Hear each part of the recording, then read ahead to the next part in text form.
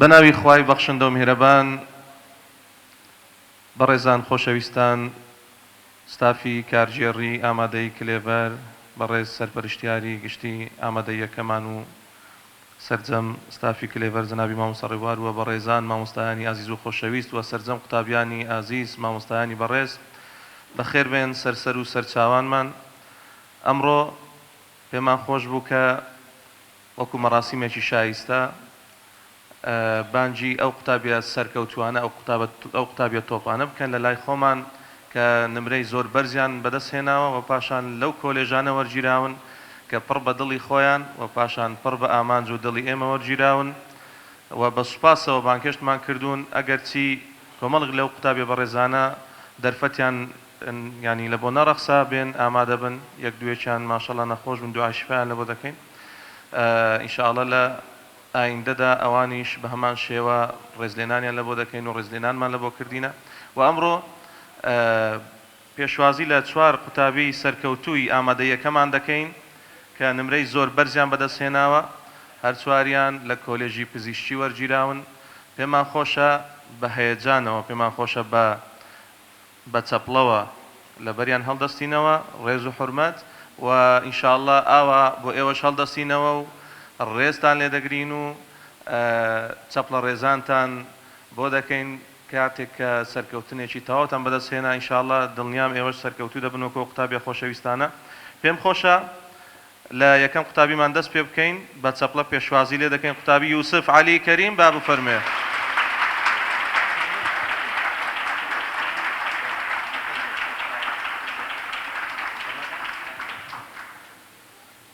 کاک دکتۆر یوسف بەخێر بێ. سلام علیکم. قوتابی دووەممان خاتوو زینە خەسرۆ بە چەپڵەیەکی قایم پێشوازی لێ بکەین.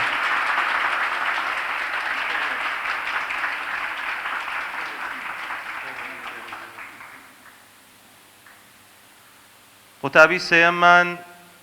کاکە سوهەیب نەوزاد بە چەپڵەیەکی قایم پێشوازی لێ دەکەین.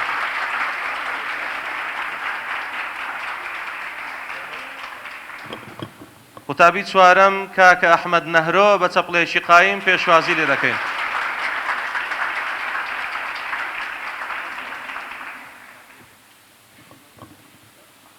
بەخێر بێن دکتۆرە بەڕێزەکان بەخێر بێن سەرسەر و سەرچاوان. هیوادارم ئێوەش بە هەمان شێوەی ئەو قوتابی ئازیزانە بتوانن نمرەی بەرز بەدەست بێنن. ئێستاش هەم وەکو وتەی سەرپەرشتیاری گشتی جەنابی مامۆستا ڕێبوار هەم وەکو وتەی بەخێرهاتنیش لەلایەن بەڕێزیانەوە پێمان خۆشە بە چەپڵەیەکی قایم پێشوازی لە جەنابی مامۆستا ڕێبوار بکەین با بەڕێزان فەرمێت. بە ناوی خوای گەورە و میهرەبان پاشان بە ناوی کارجێڕی و قوتابخانەکانی کلێڤەر وەکو باخچە و بنەڕەتی و ئامادەیی بەخێرهاتنی ئەو قوتابیە بەڕێزانە دەکەین بەخێر بێن سەرچاوان و بەخێرهاتی مامۆستانی بەڕێز و قوتابیانی پۆلی دوازدەش دەکەین بەخێر بێن جارێشتر سەرچاوانمان. تەبعاً ئیمڕۆم پۆلە قوتابیە بەشێشتریش وەکو مامۆستای بەڕێز ئاماژەی پێکرد ئەوان نەیانتوانی بەداخەوە ئامادە بن بەشێکیان لە بە نەخۆشی و هۆکاری ئیش و کاری تایبەت ئەم پۆلەیان و کاکە سەرمەدیشە لێرێ ئەویش ئامادە بووە سوپاسیان دەکەین بۆ ئامادەبوونیان. طبعاً ئەم قوتابیانە ئیمڕۆ هاتوون میێوانی ئێمەن لەوانەیە چوار مانگی ڕێک بەر لە ئێستا قوتابی ئێمە بوون تەنها چوار مانگ بەر لە ئێستا بوونەتە میوان هەرچەند خاوەن ماڵن هەموو کاتێک کلێڤەر ماڵی خۆیانە بەڵام بە حوکمی دەوام و ئیش و کاریان تازە هەر بوونەوە میێوان ئیلتیزامیان لە شوێنتر دەبێت. مەبەستم لەو قسە ئەوەیە کات زۆر بە خێرایی دەڕوە. ئێوەی بەڕێزیش دوای چەند مانگێشتر وەکو ئەم قوتابیە بەڕێزان دەبن بە میێوان. ئەم قوتابیە بەڕێزانەی لێرە دانیشتون ساڵی پار ئەو کاتانە زۆر پێویستیان بەوە هەبوو خۆشیان داوایان دەکرد کەسێکی ئەزموندار و خاوەن ئەزمون مامۆستا با قسەمان بۆ بکە پێمان خۆشە ئەزموونی خۆی بۆمان باسکە بەڵام بەو فترەکەمە تێپەڕیوە ئێستا ئەوانە بوونەتە خاوەن ئەزمون ئەوانە دەتوان قسە بۆ خەڵکیتر بکەن. ئەوانە ئێمە چاومان لێ بێن باسی خۆیان بکەن ئایا کوو کۆسپەکانی زەحمەتی و خوێندنیان بڕیوە بۆ ئێوە باسکەن. بێگومان ئێوەی بەڕێزیش ئیمساڵ پێویستان بەوەی خاوەن ئەزمونونەکان قسەتان بۆ کەن ساڵێشت وەکو ئیمڕۆ ناوتان لە کۆلۆژەکان دەردەچی پێویستان بەوە نامینێ. بۆیە پێمان خۆشە ئەم بەڕێزانە بزانین کەمێک باز لە ئەزمموی ژیانی خۆیان بکەین، چونکە هەر کەسێک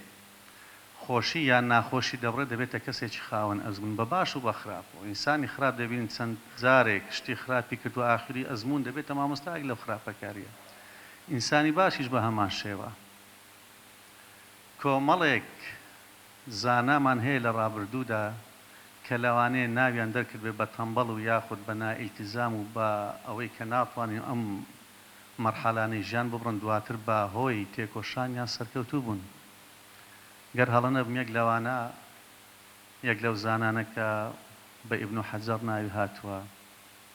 دوای ئەوەی خۆی بێ ئەمەل دەبێت کە لەگەڵ مامۆستا قوتابیەکانی لە هەمویان لەوانەیە ئاستی زەحمەتتر زوان دوانی بێتی زانست وەرگێ وازی لێ هێناوە تا دەڵێ لە ڕێگا دەڕۆیشتم تووشی کانیەک بەردێک بووم کە ئاو دڵۆپە دڵۆپە دەهاتە سەر بەرد بە خلال بە مڕوری زەمەن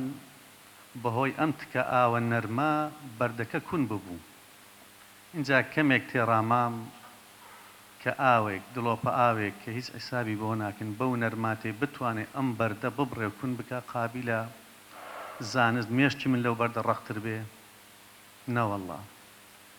تا دوای ئەوەی کە پەشیمان دەبێتەوە وازهێنانی لە خوێندن و لە قوتابخانە دەگەڕێتەوە کە باز لە دەست نووسەکانی دەکەن دەبێتە پیاوێکی ئاوەها. هەرێشتر بە خێراتنتان دەکەن بە خێربێن سەرچاوان. زۆر سپاس بۆ هەمولایەکتان.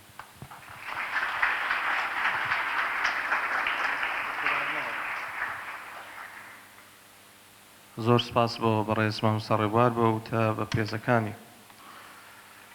ئێستاش کاتی ئەوە هاتووە وەکو جەنابی مامۆستا فەرمووی پێمان خۆشە گوێ بگرین لەو کەسە ئەزموندارانە بۆ ئەوەی ئەزمموی خۆیان بۆ ئێوە باز بکەن. پێم خۆشە بەڵێ یەکەم قوتابی بانگهێشتی ئێرە بکەم خاتو زینە خەسرۆ بە چەپڵەیەکی قایم خۆی باسی ئەزمموی خۆیتان بۆ دەکە. خاتو زینە خۆی باسی ئەزمموی خۆیتان بۆ دەکە. پاشانە قوتابی ئازیز و خۆشەویستانی دیکە ئەو دکتۆرە بەڕێزانە ئێمە پرسیاریان لێ دەکەین. دڵنیام ئەمە پرسیارانە ئێمە لەیان دەکەین پرسیاری دڵی زۆر بەتانە. پاشان ئینشاڵڵا لە دەرفەتێکە بوار بە ئێوەی خۆشەویستیش دەدەین تاکو پرسیارەکانتان ئاراستەی ئەوان بکەن. زۆر سپاس. ئەمن زینە خەسرۆ پێم خۆش دەبێ ئەوڕۆ کە هەندێک لە ئەزمموی خۆمتان لەگەڵدا باش بکەم بۆ هیوایی کە بتوانم سوودێکتان پێ بگەێنم. ئەویش لە چەند خاڵە کورتی دەکەمەوە. طبعاً بەڕای من گرنگترین شت لە پۆلی 12 کە دێنا و پۆلی 12 ئەویش بریتێ لەوەی کە پشت بە خودای گەورە ببەستی. چکە کە پشت بە خودای گەورە دەبەستی یعنی سیقەت بە خۆبوونت زیاد دەکە، هەست دەکەی کە کەسێک لەگەڵتەوە بەردەوام پشتیوانیت دەکە. چونکە خودای گەورە دەفەرمی قال لا تخافا إنني معكما أسمع وأرى. یعنی مەترسن ئەمن بەردەوام لەگەڵتانم دەبینم و دەبیستم لەبەرەوەش ناترسی و ئەو قەلەقیەشت کەم دەبتەوە. و هەروەها خودای گەورە هەمان کاتدا دەفەرمی ودعوني أستجيب لكم واتە داوا بکەن با وەڵامتان بدەم و با پێتانی بدەم. و لە هەمان کاتیشدا دەفەرمی وأن ليس للإنسان إلا ما سعى فإن سعيه سوف يرى. واتە هیچ شتێک نییە لە بۆ ئینسان بێجگە لەوەی کە حەولی لە بۆ دەدا و ئەوشی کە حەولی لە بۆدا بە تەئکید دەیبینتەوە. ڕاستە کە خودای گەورە فەرمووی داوا بکەن با جوابتان بدەم، بەڵام دەبێت ماجبوونی خۆشتانی لەگەڵدابی. یعنی هەتا حەولی لە بۆ نەدەی نایبینیەوە. یعنی لە ئێستاوە ئەوە لە مشکی خۆتان دەربکەن خزمەکمان زۆری خین بەس دەرەجەی کەمی هینا، دیکە کەمی خین بەس دەرەجەی زۆری هینا. ئەو هەمووی بە پێی مادیبوونی خۆتە. هەر لە کوردەواریشدا دەڵێن چ بچینی هەر ئەوە دەدوریەوە بە تەئکید، یعنی بەرهەمی مادیبوونی خۆت وەردەگریەوە. و خاڵێکی دیکەش کە زۆر پێم مهمە ئەوەیە کە پشت بە خۆت ببەستی، سیقەت بە خۆت هەبی، نەکەوەی کە مەسەلەن لە ئیمتحانەکانی مانگانەشدا هەیە ماوەسە کەمێک لەسەرم ڕاوەستە دوو پرسیارم مایە. یعنی بەڕای من لە بیداتەوە کە ئەسیلەکە دێتە پێشت هەر پرسیارێک دوو جار بە جوانی بخینەوە، لە پاشێ بە جوانی خینتەوە یەک وەڵام دابنێ و قەلەق مەبە لەسەری هەتا ئاخری یعنی یەکسەر ئەسیلەکە بدە. ئەگەر کاتیشت مابوو مشکلانی ئەوەندە مڕاجعی مەکەوت چکە لە ئێستا دەبی فێربی، چونکە لە ئیمتحانی وزاری مڕاجعی دووەم ئەسڵەن ناتوانی بکەیەوە، چونکە پرسیارەکان هەندێک زۆرن، ڕەنگە هەندێک پرسیار بمینێتەوە ئاخرەکەی بتوان حەلی بکەن. لەبەرەوە دەبێت لە ئێستا خۆتان ڕابینن کە واز لە مڕاجعی دووەم بینن، ئەوەندە کاتەش کە لە بۆتان دەمینێتەوە لای ئیمتحانێک بە حەلکردن مەسەلەن دەتوانن ئیپسۆد بخینن، دەتوانن کە ڕیدینگیان هەر شتێکە لەبەرکردن بی لەو کاتانە مهمە کە تەواوی بکەن، یعنی کاتی خۆتان بە فێڕۆ نەدەن. طبعا خاڵێکی دیکە دانانی ئامانجە یعنی ئامانجێک لە بۆ خۆت دابنێ کە دەتەوێت ببێتە لە بۆی کە کاتێککە سارد بوویەوە کاتێک کە بێزار بووی فکر لەو ئامانجەت بکەوە کە لە مێشکی خۆتت دانایە تەوانەوە زۆر مهمە بزانی هەدەفت چیە نەگەوەی کە عاشایی بخینی و یعنی نەزانی لە بۆ چه هەوڵ دەدێ لە بۆ چی دەخینی لەبەرەوە ئامانجێک لە مشکی خۆتان دابنێن و خاڵێکی دیکەش سارد نەبوونەوە و کۆڵ نەدان و مانەوە تا ئاخیری یعنی ئەم زۆر جار لە کاتی امتحانەکان بخۆم دەگوت کە من ئەوەمە ڕێم نەبڕێت تا لێ ڕابۆستم دەبێتە ئاخیری بڕۆم وەتە ئاخیری بەردەوام بم لەبەرەوە ئەنگۆشەم کاتەگوا بخۆتان بڵێن و بەردەوام بن هەتا کۆتایی ئینشاءالله و دەرجە دێنین کە بە خۆتان دەتانێت و حەول بدەن بە تەرکیزەوە بخینن یعنی گرنگ نییە کە مەسەلەن چەند کات دەخینی هەیە تا بە ساعتی خیندێ دەیناسم کە پەنجایەکان هینە ینی لە هەر لە پەنجایەکاندا بۆ هەشت دە ساعتی خیندێ و دەرەجەکی باشی هینە لەبەرەوە حەول بدەن بزانن کە کوو بە تەرکیزەوە دەخینن بە چنەوە عەک دەخینن ڕەنگە ئێستا زۆر بەتان بپرسن کە کوو بە تەرکیز بخینم طبعا یەکەم جار بابەتەکە بە تەواوی دەخینیەوە هەتا بزانی کە لەسەر چ مەوزوعەکە و ئەو شتانی کە پێتان گرنگە بە هایلایتەرەکان دیاری دەکەن دوای دووبارە ئەوجا بە لەبەرکردن یان بە تێگەشتێکی جوان دەستنا مۆزوع ئەگەر لەبەرکردنی تێدا و مەسەن لە ئەحیایە کە سەتا هەفتەی لەبەرکردنە لەبەری دەکەی کە ئەو ئەندامە چی و لە بۆ چ بەکاردێ ئەو شتانە دوای لە پاش هەر مەسەلەن بابەتێک دەچن ڕێبەری هەڵسەنگاندن حەل دەکەن و لە پاشەوەی کە پرسیارەکانتان حەل کرد مەسەلەن دیاری دەکەن کە ئەو پرسیارێکم جا غەڵەتت کرد دوای ئەو جوڵامەکەی دزانی یان ئەو پرسیارێک کە مەسەلەن دەزانی کە پێت فکرەیە ئەوانە هەمووی دیاری بکەلەوەی لە کاتی مڕاجعە حەلی بکەی طبعا گەورەترین غەڵەتەوەی کە تەڵەبە دەڵێ مەسەلەن ئەمە پرسیارەکان هەڵدەگرن لە کاتی مانجی سێ و ئەوانە حەلی دەکەم نا ئەو کاتە ئەسڵەن دەبی مەمنون ئەگەر بەیەک مڕاجعەش ڕابگری نەک ئەوەی کە تو بچی پرسیاری وزاری حەل بکەی لەبەرەوە لە ئێستا پرسیارەکان حەل بکەن و ئەوانەی کە دیاریتان کردیە کاتی مڕاجعە حەلی دەکەنەوە طبعا لە پاشەوە کاتی فترەی مڕاجعە دێکە بەڕای من ئەوە ینی بربڕی پشتی پۆلی دوازدەیە ئەتوو ئەگەر هەتا ئەوەن دەربڕۆی لەوێ وازبینی حسابکەی چت نەکردیە لەبەرەوە دەبی هەتا ئاخیری بەردەوام بی و هەروەها لەو کاتەدا مەسەلەن ئەگەرت بۆ ڕۆژانە بە جوانی خوێن دەبێت دەتوانین لە فترەی مڕاجعەکەش زۆر بە ئاسانی هەر پەڕەکە دەدەیەوە تو دەزانی کە چی تێدا بەس سەری مۆزوعەکە دەخینەوە تا ئاخیری دێتەوە بەرچاوت ئاسان دەبێ و پرسیارانی کە پێت جوانە مەسەلەن یەکەم جار نەتزانی و کە پێت قورسا دەزانی دێتەوە زیاتر دو سێ جار حەلی دەکەی چونکە ئاخر جارە بێجگەلەوەی کە پێش امتحانی وزاری 2 ڕۆژ 3 ڕۆژەکرد لە بەردەستە کە ئەو کاتەش توانی مڕاجعە بکەوە بەس فترە مڕاجعە یەک مڕاجعە دەکەیەوە هەتا ئاخری یعنی یەک جارە لەبەرەوە دەبێت بە جوانی بخینی ئەو پرسیارانی کە نازانی 2 3 جار حەلی دەکەیەوە و لە پاشەوە دەچی پرسیارەکانی وزاری کە پێشتر حەلت کردبوو دیاریت کردبوو ئەوانەی کە نەدەزانی دەچی ئەوانەش یەکەی بە یەکە حەل دەکەیەوە و هەروەها لە کاتی امتحانی وزاری ترس و قەلەقی دژمنی گەورەی تەڵەبەیە یعنی تەڵەبە هەیە ئەسلەی پێشتری حەلکردێ سەتی نەیە بەس لە ئەسلەی ساری خۆی مەسەلەن 80 دەینی لەبەرەوەی زۆر دەترسێ زۆر قەلەقە نە ئەنگو بە ئاعتیادی وەرگرن کو لە مارە بخۆتان حەلی دەکەن هەروەها لە ناو امتحانی وزاریش بۆ شازە حەلی دەکەیەوە ئاعتیادی بن مەسەلەن لە بۆ پرسیار حەلکردنەکە هەندێک کەسێ دەرێ بگەڕێ پرسیار ئاسانەکان دیاری بکە یەکەم جا ئاسانەکان حەل بکە دوای بڕۆ پرسیارە قورسەکان حەل بکە طبعا ئەو گەورەترین غەڵەتە لەبەرەوەی کە دەگەڕێن لە دوو پرسیار ئاسانەکان پرسیارێکی قورس دەکەتە بەر چاوت نایزانی ئەو ژۆت لێ دەکات کە بیگشتێنی هەموو پرسیارەکان نازانی لەبەرەوە هەر لە یەکەم پرسیارەوە تا ئاخر پرسیار بوو نەگە پرسیارێک زانیتان کە نازانن ئەوە دیاری بکەن لە بۆ ئاخر لەحزەکە مەسەلەن ئاخیرەکانی حەلی بکەی ئەگەر نا یەک لە دوو یەک حەلی بکەن دەتوان کە کلێنکسێکی لەسەر دابنە مەسەلەن یەک بە یەک پرسیارەکان بڕۆن لەوەی پرسیار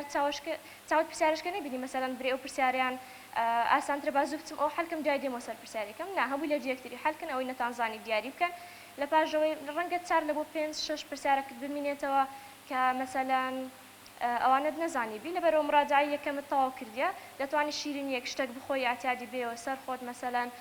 ئاوەک دەخۆی سارد دەبی ئەو دەدەچی ئەو 4-5 پرسیارە حەل دەکەی و دوایی لە بۆی کە مڕاجعی دوێمی ئەسلەکەت کرد یەکسەر نەقلی سەر سۆمای دەکەی لە بۆی کە ئەوەندە نەیگۆڕی ئەوەندە قەلەق نەبی لەسەری ئیدی هەمووی هەر ئەوەندانەیە ئینشاءالله هەر کەس دەگا بۆ ئاواتێکەیەتی و بۆی کە حەولی لە بۆ دەدا خوای گەورە تەئکید بن یعنی ماندیبوونی کەس بە زایع نادا سپاس هەمووتان دەکەم لە بۆ کاتێک کە پێتان بەخشیم هیوادارم کە توانی بم سوودێک بە هەرێکێکتان بگێنم دووبارە سپاس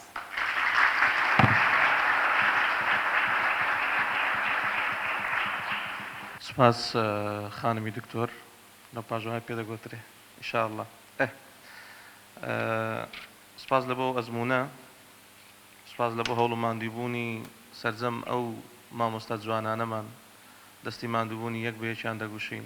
و سپاس لە بۆ هەموو ڕەفیقەکانیان کە بوونە هۆی یارمەتی دەری یەکتر چلای کوڕان چلای کچان و دووبارە و دەبارە سپاسی خۆشیان دەکەین کە بەڕاستی هەوڵماندووبوونێکی زۆریان داوە تا گەیشتونێتە ئەم ئاست و ئەو پلەیە. قوتابی دووەممان کەسە قوتابی نەماوەمەنێ قوربان دکتۆری دووەممان کاکە یوسف بە چەپڵەیەکی قایم پێشوازی لێ دەکەین. کاکە یوسف ئەگەر و مایکە بێنی لەگەڵ خۆت بیتە ئێرە پێت خۆشە باز بکەیان پرسیار لێ بکەم. سەردا بناو خدای گەورە سوپاس بۆ خدای گەورە سپاس بۆ خدای گەورە کە توانین ئەم پلەیە بەدەست بێن دەستخۆشی لە خانەوادەیەوە خدای گەورە لە ماوەستاکان ژنەوە کە ئەو ڕەنجیان بەخشدار نەدا بۆ من توانیان یارمەتیم بدەن. سەرتا کە توانین ئەم پلەیە بەدەست بێن لە سای ماوەستاکانمەوە بوو کە لە دواییدا توانیم بەخۆم ئەو هەوڵکۆشتە بدەم کە لە کاتی مڕاستەیە توانین ئەو پلەیە بەدەست بێن. سەرتا بۆی یەکەم جار دووربی بۆی ئەو پلەی من بەدەست بێن پێویست سەرتا دوور کردەوە لە مۆبایل یەکێک لە سەرتا کێشەکان ئەوەی مۆبایل بکارێنێ پێویستە مۆبایلەکە هەر لە سەرتای مەکتەوە فڕێ بدە ئەگەر نەتوانین لە ئێستا فڕێ بدە چونەوە بۆ کارێکی سەرەکی بۆی کاتت بە فیڕۆ بڕوە و لە دوایەوەش پێویستە مەلزەمەکانی ماوەسایە بەکاربێنێت چوە پێویستە ئەو گرنگی برچینەی خوێندنتە. چاوت خۆشبی کاک دکتۆر. کاک دکتۆر پێمان خۆشە بزانین ڕۆژانە وەلو لەوانەیە شتە شەخسی بی بەڵام تازە تێمان پەڕاند ڕۆژانە چەند ساعتت دەخوێنیت؟ کاتەی گرنگە بۆی بخوێن پێویستە بۆی کە چەند تێگەشوی لەوانەکە بۆنە هەندی وانایە بۆنە 10 ساعتیان دەیکەی 5 ساعت بارسی و دەرسێ دەوێت لەسەر مشکی خۆت دەوەستێتەوە. زۆر زۆر باش. ئەدی کاتەکانی خۆت کودا بەش دەکرد کاک یوسف؟ پێمان خۆشە سوود لە ئەزمموی جەنابەت وەربگرین. هەر کاتێک کوێەوە سەرتا من وانەکان خۆم واجبە دیار دەکرد کە چیمەیە سەرتا واجبەکان دیار دەکرد کە دووە ئامادە دەی بۆ سبینێ لای من ئاسانترین دەزیان بیرکاری فیزیا بوو هەرچەند واجبەی بیرکاری فیزیا زۆر بووە هەردەم کرد سەرتا لە دوای بەدوای ئەوان دیکەدا دەڕۆیشتم. زۆر باش. یعنی کەواتە زۆرترین کاتەکانت لە بۆ کامەوانە تەرخان دەکرد؟ ئەحیا و ئینگلیزی. ئەحیا و ئینگلیزی. ئەحیا و ئینگلیزی قورس بوون؟ الحەمدولillah لە لای تو ئەوە بوو کە کاتی زیاتری لە بۆ تەرخان بکەیت؟ زۆر پێویستی دەی لەشتە ساغ بێتەوە. مامۆستاکان مامۆستا بەڕێزەکانی کلێڤەر تا چەند جەنابەت بە هاوکاریان زانی تا چەند هاوکاریان دەکردن لە دوای دەوام لە ئەسنای دەوام لە فورسەکان؟ بۆی ئەوانەوە نەبووە من نەدۆتوان پلێ بەزن بەڕاستی زۆر هاوکاری بوون هەم لە مەکتەوە لە ماڵ و بە ڤایبەر واتساب یارمەتیان دەدام واروە یەکی دیکە لەوەی ڤیدیۆی مامۆستاکان کە دەستیان خۆر بێمە ڤیدیۆیان بڵاو دەکردەوە بوو. بەڵێ تۆمارکردنی ڤیدیۆیەکان یەک لە خاڵە گرنگەکان بوو کە دەستی سەرجەم ستافەکە خۆش بێت و سوپاس لە بۆ کارجێڕی ئامادەی کە ئەو دەرفەتەی بەخشی بە مامۆستا بەڕێزانە کە توانیان سوود بگەن بۆ قوتابی خۆشەویستانە. دەست خۆش بی کاک یوسف جان. پرسیارێکی دیکە بکەم. زۆر جار مەسەلەن قوتابیان کە دەبنە پۆلی 12 کوڕ سەری سفر دەکا ڕیشی دێلتەوە نازانم کچ نەوعەکی دیکەیە وەلحاسل لۆ شەپڕێوی لۆ ئەوهای بەو دەرەجە دەست لە خۆبەردای وەڵە پۆلی 12مە وانە کەس نێتە ماڵم ناچمە ماڵی کەس واوە جەنابەت میێوانتان دەهات یان دەچونە میێوانی؟ ئەوانە بیانووە بیانووە. چ بکەین باشە کاک یوسف؟ وەکو وا دابنێ بۆ ماوەی ساڵی لە زیندانی دای تێنا کتێب لە بەردەستا پێویستە ئەوانە بخوێنی واروە دایک و باوکی خزمەت دەکات هەم بە دوعا بێ هەم بە پێدانی نان بێت پێویستە لیان داوا بکەیت کە دوعات بۆ بکەن یەکێک لە گرنگترین شتەکە. سەرمان سفر نەکەین. بیانووە. زۆر باش. ئەدی بەشداری بۆنەکانت دەکرد مەسەلەن ئەوە نەورۆزە و لەگەڵ ماڵەوە مەسەلەن بۆ نمونە تەکلیف لێ دەکەن سەفرێک بکەین ڕۆژێک لەگەڵ ماوەرە دەرێ مەسەلەن جەژنی قوربانە سەردانی فلانە خزم و بۆ یەک ڕۆژ دەرچوو. یەک ڕۆژ. ینی لۆ یەک ڕۆژ دەرنەچوویان دەرچووی؟ دەرچووی. دەی بەخۆشی بێ ئینشاءالله. یەکی دیکە لەوانە سوود لێ بنێت دیواری ماڵەوە بۆ نەئێستا من هەرچی وانە لێ تێ نەگەیشتمە بە دیواری ماڵەوە هەڵدەواسی تاوکو بە برچام بکەی لە مێشکم بچەسپی هەندێک جار بە پەردەی ماڵەوە هەڵدەواسی. لۆ خۆشی بە بزمار لێت دەدایان هەر بە تێپوشتیوە؟ بە تێف. دەست خۆشی. کاک یوسف مامۆستایەکان طبعاً لە پۆل زۆر جار نەک زۆر جار ینی هەموو کات لامان ڕوونە کە قوتابیەکان تەشجیع دەکەن هانیان دەدەن دەرەجەی بەرز بێنن. قسەی یەک لەو مامۆستایانە لە بیرە کە مەسەلەن تەئسیری لێ کردبی چ لە ئێستا چ لە ڤیدیۆیەکان لۆ نمونە؟ بەڵێ هەوڵدانی خۆت هەموو ژیان دەگۆڕێت بۆ ئەم ساڵ بە تەواوەتی خۆت ماندوو کە تەواوی ژیان دەگۆڕێت واروە یەکی دیکە لەوانە یەک ساڵ بکە بە قوربانی 50 ساڵ نەک 50 ساڵ بکەی بە قوربانی ساڵێ چەپڵەیەکی قایم زۆر بەقۆڵ ئافرین باش کاکە یوسف پرسیارێکی دیکە پێمان خۆشە ئەمە باسی کاتی ئیزندان دەکەین بۆ نمونە ئەو کاتێک کە ئیزندران هەروانەیەک تقریبان چەند ڕۆژت لە بۆی دانا تقریبان 10 ڕۆژ هەروانەیەک 10 ڕۆژ گوێتان لێ زۆر باش ئاخر پرسیار کاکە یوسف زیاتر ئەزیەتت نادەین طبعا دوای ئەو ماندوو بوونە زۆرە دوای ئەو هەوڵ و کۆشتە زۆرە کە دەرچووی هەستت چۆن بوو واقعی خۆت ئەسی زۆر خۆر چون دەتوانانی ئەو پلێ بەدەست بێن کە شایستی خۆتە ئەو هەوڵ ماندووبوونەی کە داوتە واروە بوویتە سەربەرزی بۆ مامۆستاکانت و بۆ مەکتەبەکەت و بۆ دایک و باوکتیر دەستت خۆش بێ هیچت ماوە من دوو ئیمتیحانەکە دانەیەکیان لە ئینگلیسی بوو کە لاموو دەرسەکان سەروی 96 مێنا بوو لە وەرزی یەکەم بەڵام تەنیا ئینگلیزی 84 بوو لەوانەیە ناخۆر بەڵام ئەوەڵەی کردم توانۆ قەرەبووی بکەمە لە ئینگلیزی 100 مێنا و لە بیرکاریش کۆتای ئیمتیحان 14 مێنا بوو لە 20 پێم ناخۆش بوو یعنی شکست ناخۆشە بەڵام دەبی قەرەبووی کە دەرسی لێوەرگری مرۆڤ یا فێر دەبێ یا سەر دەکەوێت ئەو دوو شتەیە شکست بوون نییە توانیم لە ئینگلیسی و بیرکاری 100 بێن دەستت خۆش بێ کاکە یوسف سپاست دەکەین ئەزیێتت کێشە بە چەپڵێکی قایم بەڕێ دەکەین خۆی سپاس کاکە یوسف دکتۆر سوهەیب نەوزات بە چەپڵێکی قایم سپاسان دەکەم مامۆستا کاکە سوهەیب بەخێر بێ یەکەم خاڵکە باسم کرد مەلزەمە بوو ئەم نشو چینگۆ تەڵەبە بووم و قەدەق بووم و دەمگومە فلان مامۆستا باشە مەلزەمەی هەیە ئەو مامۆستا ئەو مەلزەمەی هەیە تەڵەبە وەی دەگوت فلان مامۆستا مەلزەمەی هەیە و ئەو شتانە هیچی مهم نەبوو ئەم نیش چینگۆ تەڵەبە بووم و تومەویزاری هەر لەسەر مەلزەمەی مامۆستام ڕۆیشتم و دەرەجەی چاکم هینە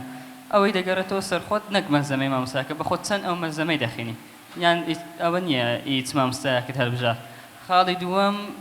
فلان مامۆستا هەیە لە یوتیوب فلان شت هەیە فلان کەس دەرەچن ئەو مامۆستای نوێ پەیدا بووە ئەو مەکتەبە ئەوان هیچی گرنگ نەکە مامۆستای خۆت و مامۆستای و هیچ فەرقەش نییە حینن مەنهەجە باسی دەکات و هیچ فەرقەش پێوە نییە و جەم دەدانە دانەی ڕاگرتووە من وەختەشی زۆرم هەوە و 3 مانگ بوو نزیکەی 2 مانگ شتێک بوو زۆر بوو لەمارە دانیشتین هەتا دەتە ئەو بەرنامەی دامنا وەختەشی زۆر بنەباوەوە لە ئاخری هەموو شتێکم تاقی کردەوە قسەی تەڵەبەکان بەس هیچی ئەتا سەر نەبوو ئەوەی گرنگ بوو مەلزەمەی خۆت و ئەو وانەی مامۆستا باس کردی خاڵی دووەم ئێستا کە لە دەوام دەخوێنن چ بکەین ڕۆژێ چەند ساعت بخوێنین ئەوەندەی واجبت هەیە و ئیمتیحانت هەیە زیاتری مەخینە ئەوەندە بەسە لەبەر خاڵی سێم ئەگەر ئیزن دراینەوە کوو بخێنین چ بکەین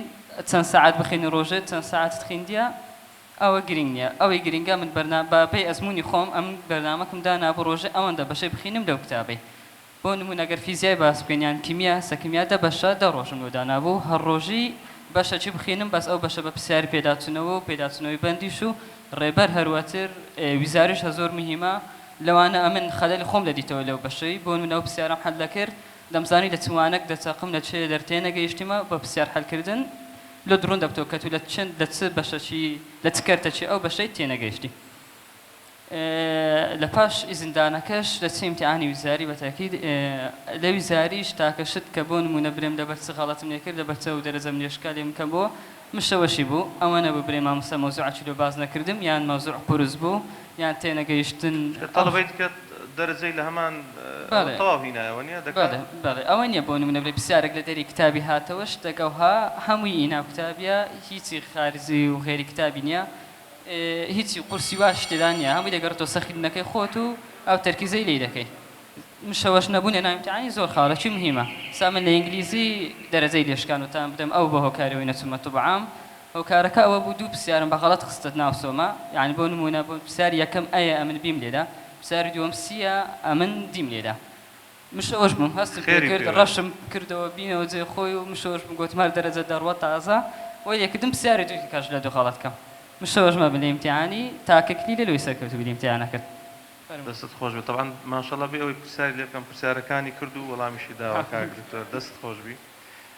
بە دەقیقی پێمان دەڵێی چەند ساعتت دەخوێن لە ڕۆژانە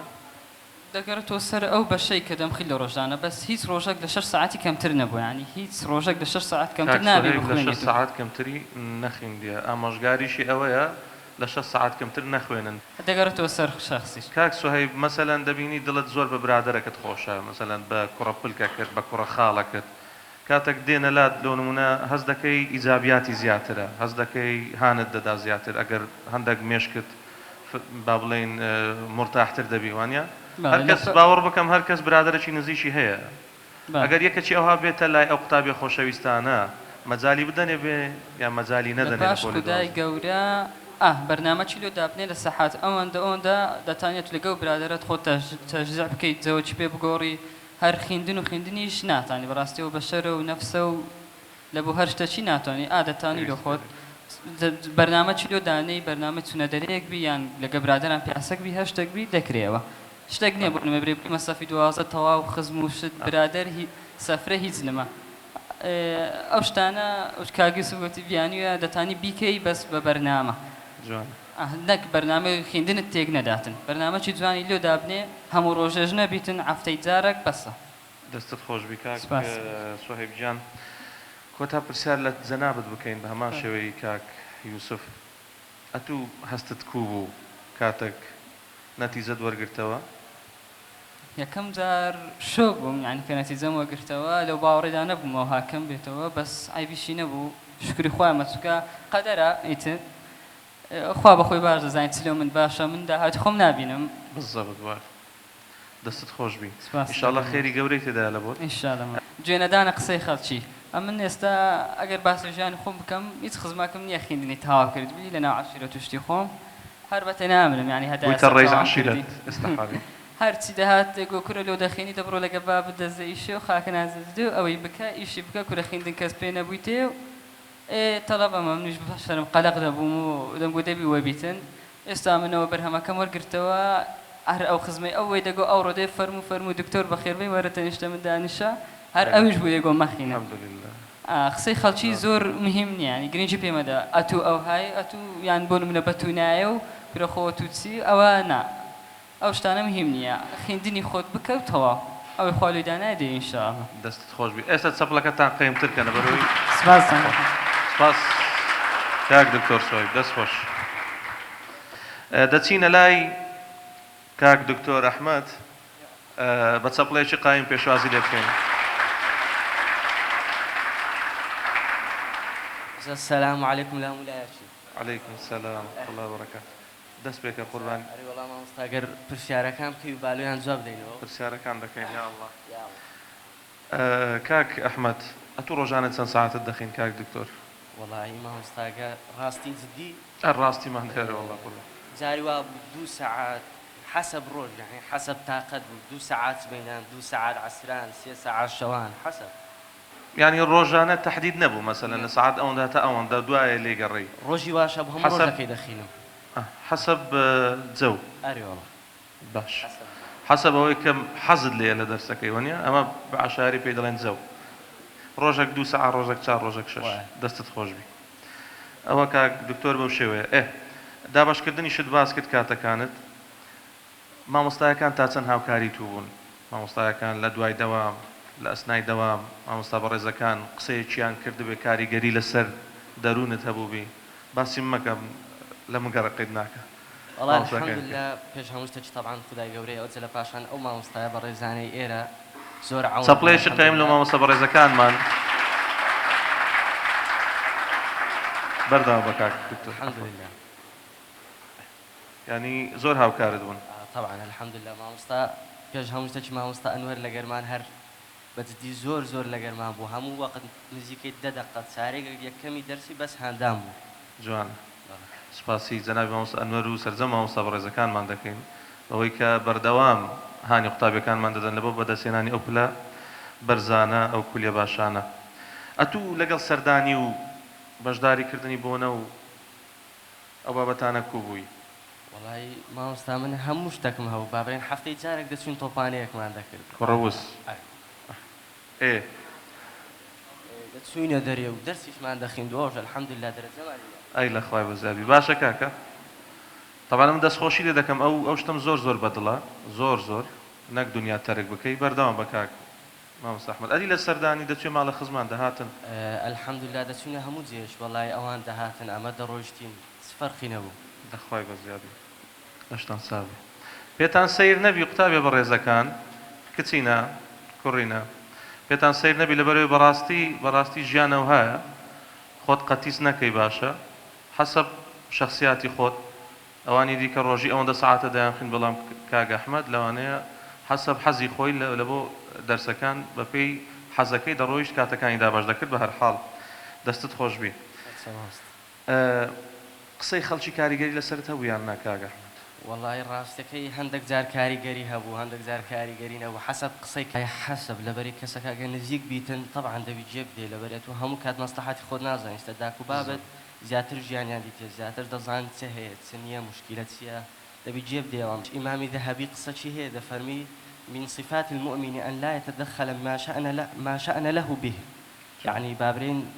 أجر كسك يشوينا بيتن لو إني تداخل بيبكاتن يكك للصفة مروفي مسلمان تداخل بإيش خالشينا فيه مثلا كأو دستت خوش بارك الله بالتحديد أجر بيم بلي لكاتي إذن دانت سن هروانك سن ساعات اللي بوترخان كردو كاك أحمد والله أويش ما وصل زيادة بابرين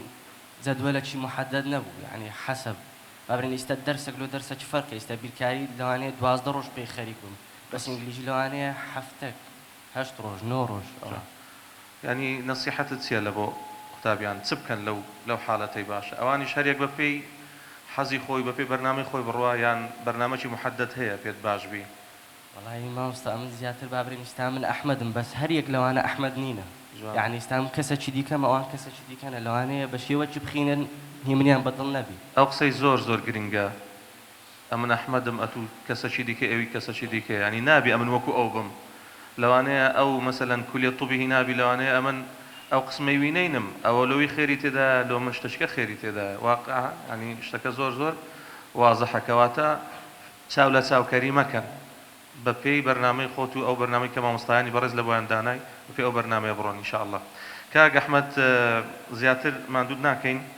بآخر برسالة زنابي شد بكين أتو هستتكوبو تذكرت كانت يزد ورقته وبابلين قصعة ما كمعلومة كخوش بو أو أنا أتو تذكرت والله ما مست يعني طبيعي بو يعني هيت هستشوانا بو يعني الحمد لله طاب الحمد لله طاب يعني نازم هستن بيزنا كديستيكك نوت نوي بيني زور خوشة بس أمر نارتي نوت دوبو يعني الحمد لله سوينا الريا بس طلبش هيا كاج أحمد مثلا إمكانه دبيني زور زيرك بمستوى نوت ونو هيا بلام توشي نخوشي بو هلا لكتابخانة كي خم لأمادي خمان هبو أو نوع طلبة يعني تاورواني يكمي كردستان ما لذكر بلام توشي كورونا بو بونمونا بيوز بوناك مثلا دلت خوش بي بونتي كورقتي صاغ وسليمي نوت دو أولا جيز دانية طبعا بس كان يعني بلاسي إذا كان فعرفت توقع كراوي يعني كبرياتو دروج بيجو يدرز بيتو ديزاين سندتين لا حاسبي لك ديو ديزاين سنده هربجي كاك أحمد جان هربجي كاك دكتور زور سباس أجرشتك إنما بي لشويني خوت برزوا سلام ما أستاذ سلام طاق قربان دست خوش بيتصبلا شي قايم لبو كاك أحمد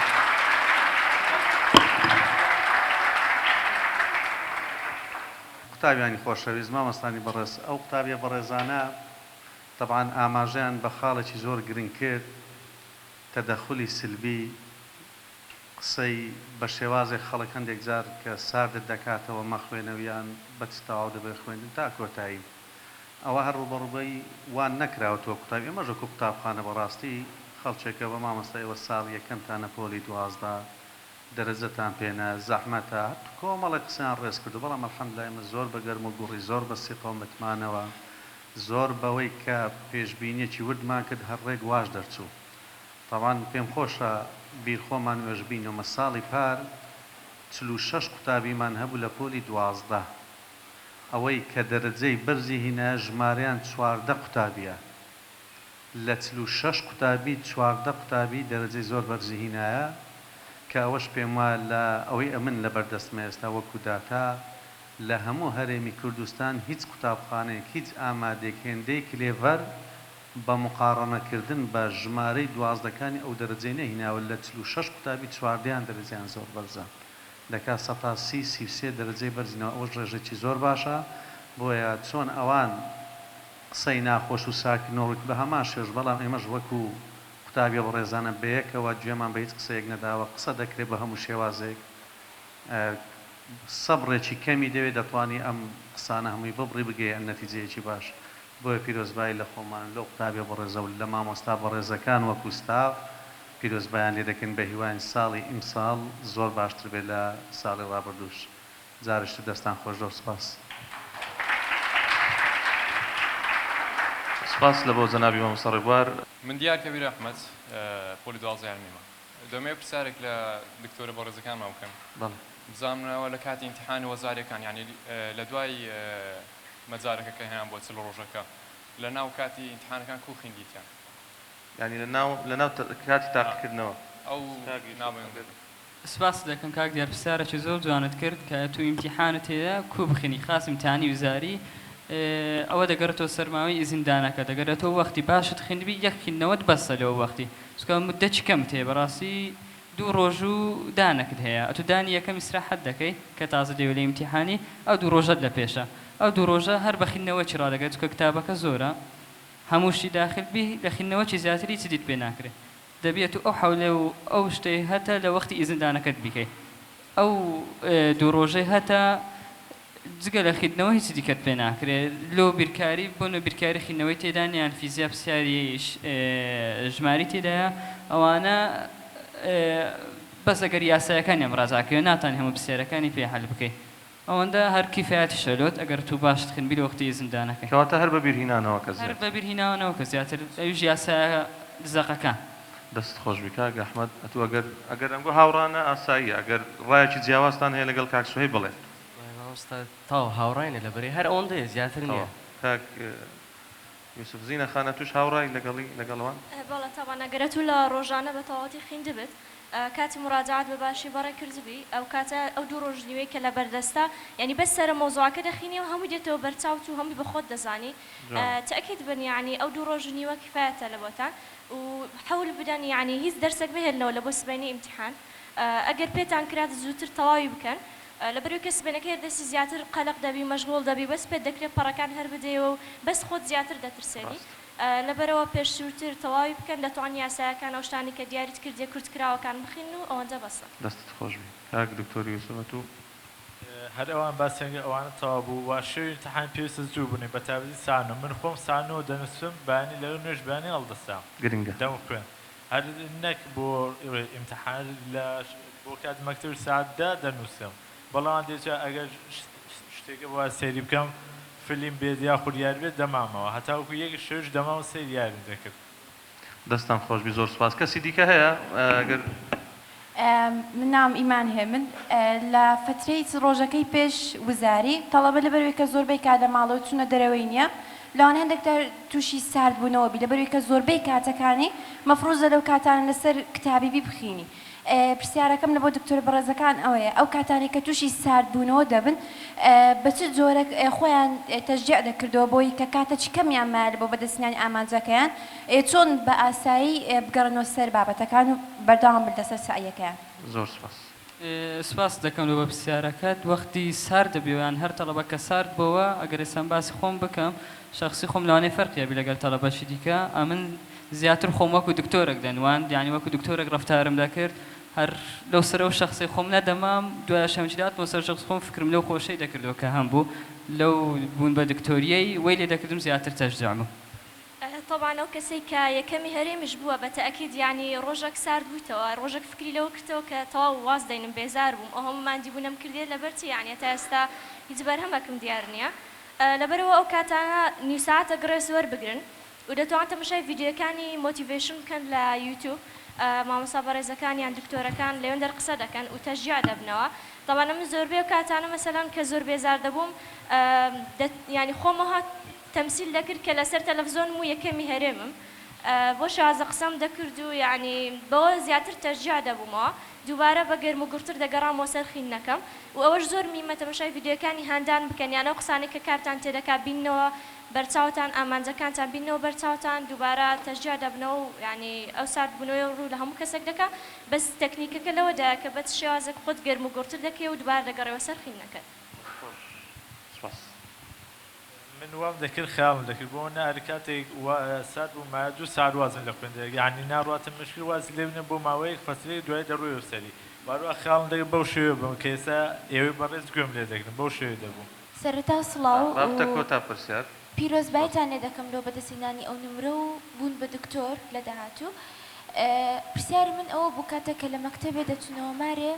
چەند سەعات ئیسراحەتتان دەکریان مودەی ئیسراحەتتان چەند بوو لەو کاتێککە لە مەکتەبێ دەچونەوە مارێ و چ کاتێکیش دەستان بە خوێندنێ دەکرد. طبعا لە بۆ خوێندنی ڕۆژانە کە دەچێ و ئیسراحەتێکی باش بکە حەول بدە کە بخەوی و مێشکی خۆت ساف بکەی ئەوجە لە بۆ ساعاتەکە یان زیاتر حەسەب مەجالەکەی خۆت دوایش کە هەردەستی جەدوەلەکەی خۆت دادەنێ کە مەسەن ئەوڕۆ من 4 دەرسم هەیە ئەو 4 دەرسە لەوانەیە بیرکاری ئەحیا ئینگلیزی و کوردی بی باش ئەم بخۆم دەتانم تەخمینی بکەم ئەم بیرکاری بە ساعتێک و نیو تەواو دەکەم مۆزوعاتی مهمە مەسەلەن بە نزیکەی نیو ساعتیش ڕێبەری هەڵسەنگاندن حەل دەکەم لەولا ئەحیام هەیە ڕەنگە پێشەوەی بچمە مەکتەب تەماشای ڤیدیۆیەک بکەم ڤیدیۆیەک ساعتێک مەسەلەن نیو ساعت دەخینم نیو ساعت ڕێبەر یعنی هەمووی حساب دەکەی کوردی بە چەند دەخینی بە نیو ساعت یعنی هەموو حساب دەکەی کە لەو ڕۆژە تو چەند ساعت دەخینی مەسەلەن حەول بدە کە پێش ساعت 12 تەواو بی بۆ شازە جەدوەلەکەی خۆت دابنێت چکە ئەگەرە تو بە عەشوایی بخینی وا دەکەی کە کاتەکە تەواو بووە تو بەس بە بیرکاری و ئەحیا ڕاگەشتی هیچ دەرسێشکە تەواو نەکردیە لەبەرەوە دەبی یعنی هەمووی بە جەدوەل تەواو بکەی بەس لە پاش ئیسراحەت ئەوجە دەست بە خوێندن بکەن چکە کە خەوت دێ ئەسڵەن دەرست پێ ناخوێندرێ و لە بیریشم نەچی کە قەرەبووکردنەوە شتێکی زۆر مهمە ڕەنگە تو ئەوڕۆ 4 دەرستە بوو سێی پێ ڕاگەشتی و قەلەک پێ ڕانەگەشتی ئەو دەرسێک کە مایتەوە مثلەن حەول بدە لە هەفتەکە قەرەبووی بکەوە ڕەنگە ئەنگۆ جومعە و شەمواتان هەوی بەس ئەسڵا من یەک ڕۆژشم نەبوو یعنی لە شەمەوە هەتا شەمەی پاشان هەر دەوام بوو جومعان و شەموانی شەر دەوام بوو لەبەرەوە حەولم دەدا مەسەلەن لە کاتی ڕێستەکان یان جارەوە بە دەرسێکمان شاخیر بوو جاروا بوو مەسەلەن وەرزشمان هەبوو هونەرمان هەبوو نارم ئەنگۆ وەرزش و هونەر مەکەن بەس ئەمن بخۆم حەزم لە وەرزش و لە هونەر نەبوو لەبەرەوە حەولم دەدا مەسەلەن دەرسێک کە لەسەر مایتەوە حەلم دەکرد یعنی دەمخیند یانەوە تا ڕێبەری هەڵسەنگاندن و شتانم حەل دەکرد لەسرم دەمایەوە لەبەر بۆ شازە قەرەبووم دەکردەوە یانیش جاروا لەناو سارە کە دەی حەول بدە ئەو وەختەیەشت لە نەڕاتە مشای ڤیدیۆیەک دەکەی یانەوە بە خۆت دەتوانی بخینی یان ڕێبەر حەل دەکەی یان هەر شتەکە یعنی قەرەبووی هەمووی بکەنەوە مەهێلن لەسەرتان بینێتەوە کاتت بە فیڕۆمە دەمە بەستی ئەوەی بالضبط بەنسبەت ئەوەی کە تو لە مەکتەبێ دەگەڵێەوە مارێ هەر دەبێت و بخەوی هیچ ڕێژ تێدانێت چکە تو 7 دەرسی دەکەی هەر 7 دەرس مامۆستا مۆزوعی نوێت لۆ باز دەکا ئێمێش تەواوماندی دەبیت دەسبینەوە تو هەتا سەعات 1 و نیو 2 تا دەگەڕێەوە ماری مەرجە تو بنووی بەس هەموو شتێک بەخێ خێش بە معنە نەگە تو خەوە چی بکەی 3 ساعات 4 ساعات ئێ ناکرێ ساعاتێک ساعت نیوە کیفایەتە چکە تو هەرچەند زیاتر بوونی خەوی شەوی دێت تێکداتن نا خەوی شەوێ تێک بدە نا خەوینی و ڕۆژە خۆت تێک بدە بن و هەستەوە تەمەشای وازبەکەت کە چەند ساعات پێدەچی دەگەڕێتەوە سە خۆت بە چەند ساعتی دوتانی وازبەکانت بکەی یان ڕۆژە چەند ساعت بخوێنم کە گەڕامەوە مارەوە حەسەب وازبە و ئیمتیحانێکە هەتە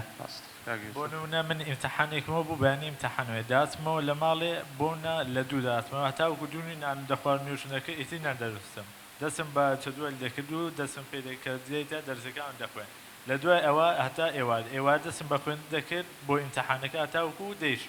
دەیشەو دەنزوو خەو گرنگترین شتە یعنی بۆچی هەتاوەکو یەک شوێ نەخەوی یعنی چی کارێک تێ لە خوێندنەوە جگە لە خوێندنەوە هیچ کارێکی دیکە نییە وە لە دوای بانیاڵ دەسام لە 6 دەسام ئیمتیحانەکەم دەخوێندەوە وە لە دوایە دەچۆن سەر پاسەیە لە پاسی دەموکراتە و داهاتمە مەکتەبێ زۆر سپاس دەستی هەموو لای خۆشوی کات نەما ئەگەنا پێمان خۆش بوو گوێمان لە هەمووتان بی بەڵام لەبەر کەمی کات پێمان باشە کە ئەو مەراسیمە تەواو بکەین لە کۆتاییدا ئاخیر قسەم کە دەکەم ئەمە قوتابی دیکەشمان هەبوو دەرەجەیان زۆر بەرز بوو سپاس بۆ خوا تەبعاً پاشان سپاسیان دەکەین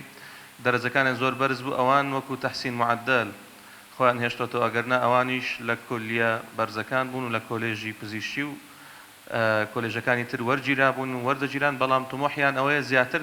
دەرەجە بەدەستبینن وەکو جەنابی مامۆستا ڕێبوار فەرمووی نسبەی نەجاحمان زۆر باش بوو نسبەی دەرەجە بەرزەکانمان زۆر باش بوو سوپاسی ئەوانەش دەکەین کە هەوڵ دەدەن لە بۆ ساڵێکی دیکە دەرەجەی بەرز بەدەستبینن و ئەوانش کە ئەو ساڵێکم ساڵیانە لە پۆلی 12 ئینشاءالله ئەو کاتە ستەیجەکە بەشی کرد دەگەنا گەورەتری دەکەین ئەوەی جێ هەمووتان ببتەوە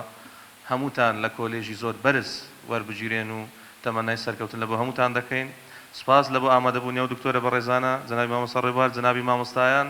سپاس لە بۆ قوتابیانی ئازیز و خۆشەویست و مامۆستا بەڕێزەکان کە هاوکار بوون دووبارە سپاس دەستی هەموو لای خۆش بی چەپڵەکی قەیم لە بۆ خۆتان سپاستان دەکەین